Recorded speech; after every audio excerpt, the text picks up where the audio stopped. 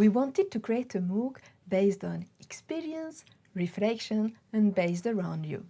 Which teaching and learning model have we used to imagine and produce the scenario or the session plan? Which training model have you just experienced? It is the experiential learning cycle from Kolb. This model can be used to imagine, create a whole training session over a period of time or just 1 or 3 hour lessons. The model takes for granted that learning happens by action, by reflection, centered around the learner, and that there is a link between the learner's experience and how they use this learning. Kolb gets its inspiration from 4 philosophers and researchers: Dewey, Lindemann, Knowles, and Lewin, whose works were based around experience, adult education, and the retroactive process.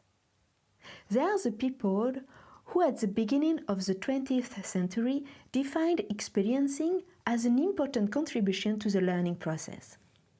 The concept of experiential learning appeared for the first time in 1969 with Rogers. As for experiential learning, Kolb offers this definition: a process by which knowledge emerges from transforming experience. Whilst observing the learners, he studied the way they were learning. He noticed that everyone engaged in the learning process goes through a 4-phase cycle. Through discovery and experiencing, then observing of this experience, followed by integrating of new skills as a result of the experience, and lastly, embedding these new skills which allows the learner to experiment and learn again. Kolb has been the pioneer in designing the experiential learning model. When we talk about experience, it is not solely connected to technical or scientific experiences, but can be connected to a whole set of different activities, including role plays, written work, bibliography research, for example. This model lends itself to motivating the learners on several levels. For example, the first phase elicits interest from the learner. The second phase gives waves of understanding the experience, the takes, the debate. It also gives the learner the confidence and the ability to reflect and then take a critical stand on the experience. The third phase responds to the need of generalizing, as well as understanding the context which surrounds us, not just for this experience, but also for those in the future. Therefore, the fourth phase allows the learner to consolidate all the concepts and skills acquired hitherto. The learner can test his own personal effectiveness. The learner will also be able to set his own objectives, based on the previous learning and practice with a view to reusing his knowledge in future situations. In this model, each phase is important. However, it has been shown that what matters is not the order of the aforementioned phases, but their essence. Therefore, the experiential learning cannot be reduced to just experience itself. It is the combination of the 3 following phases: experience, reflection, and conclusion, which constitutes the process of experiential learning. Following these studies, Kolb steers towards the study of different learning styles related to the cycle. As a result, Kolb recognizes that there are 4 main learning styles which match the 4 phases of the cycle. May I just say here that in this video we will not speak about different learning styles, but the use of such a model to prepare a lesson or a training session. In the MOOC, we wanted to help you discover a teaching approach, to reflect upon it, and then to bring you the theory beyond this concept with a view to putting into action your discoveries, thoughts, and ideas, and to give you the tools to experiment your own scenario. This is why we have chosen this model.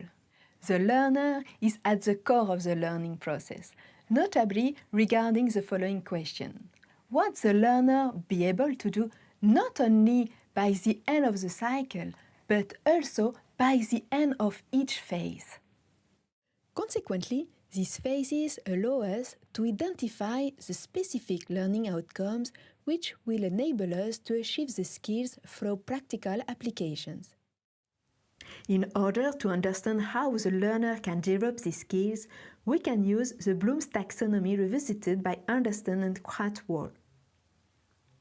This new taxonomy is key, as it allows us to meet the skills from all levels in Bloom's taxonomy pyramid, along with the key concepts from the knowledge dimension.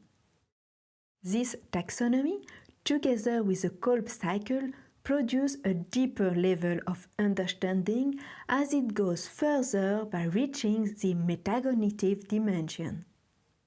In this way of using the model and recognizing the learning outcomes needed, we are in turn able to think about the teaching and learning methods for each of the phases.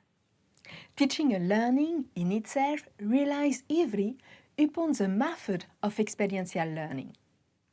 Experiential learning calls upon the creation of a series of varied activities based on experience, observation, and conceptualization. It is these varied activities which effectively make the learner the authors of his own experiences and his own learning. The active methods of teaching and learning are based on a teaching approach geared towards the learner rather than the content, as well as a real-life situation which reflects the concept studied. For example, for the concrete experience, you can have brainstorming session, role-play, debate, case study, experiment, bibliography research. For the reflective observation, you can have small group discussion, active questioning, oral presentation.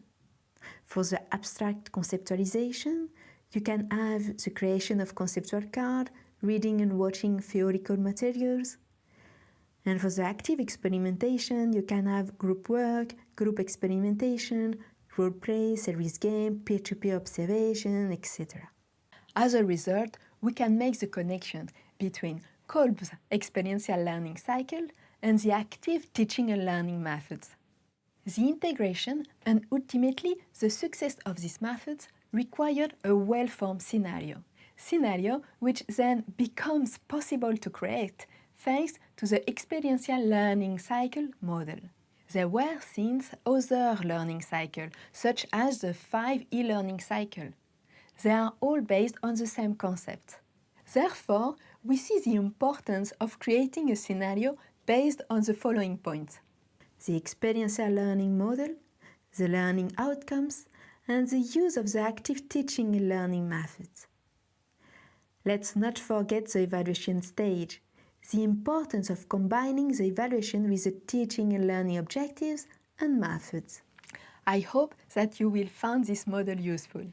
There is, however, no right or wrong approach, but it is one which will give you the reassurance and satisfaction with whatever you want to achieve.